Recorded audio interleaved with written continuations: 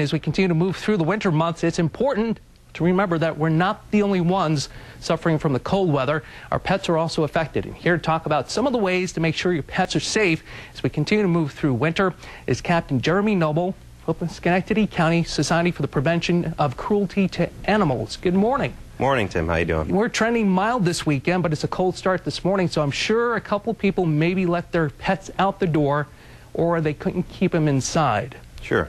Definitely. How do you go about doing something like that? Well, when you keep pets outside during the wintertime, you just have to be aware of the temperature out there. Sure. And aware of the type of breed they are, what type of doghouse you have. I recommend not keeping cats outdoors during the wintertime. And that's what a lot of people end up saying. I can't keep my cat inside. It doesn't matter what time of the year, too.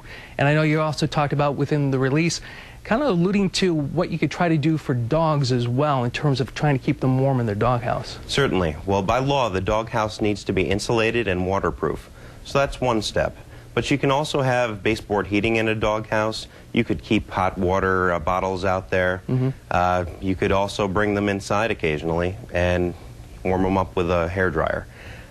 Something as simple as that can add a lot of value to your pet. Now, I want to ask you about the hairdryer because a lot of people, okay, can sit back and, dry my hair off, no problem.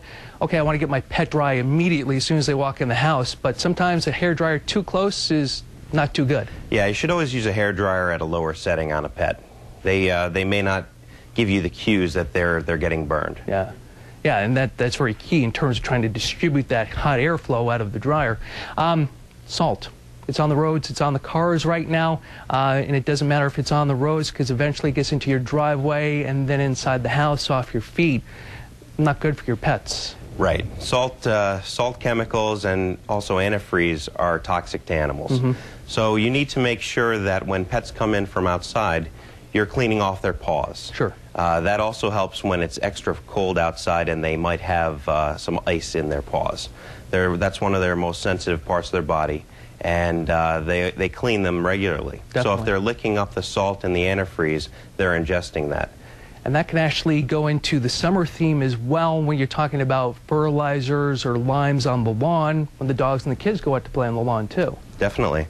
That's a good point. What about in terms of any type of penalty or law for those that aren't too sensitive to the cold and keeping an eye on their animals just like their kids? Because a lot of people do treat their animals like their kids, as if they're their own. Definitely, and I treat my dog the same. Exactly. But there are laws against neglecting your animals.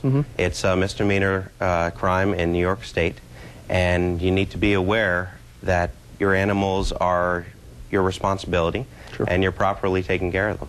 All right. Well, Jeremy, we appreciate you coming in this morning. Captain Jeremy Noble from Schenectady County SPCA. Definitely keep the pets warm. Definitely. Thanks, Tim. Thanks, Jeremy.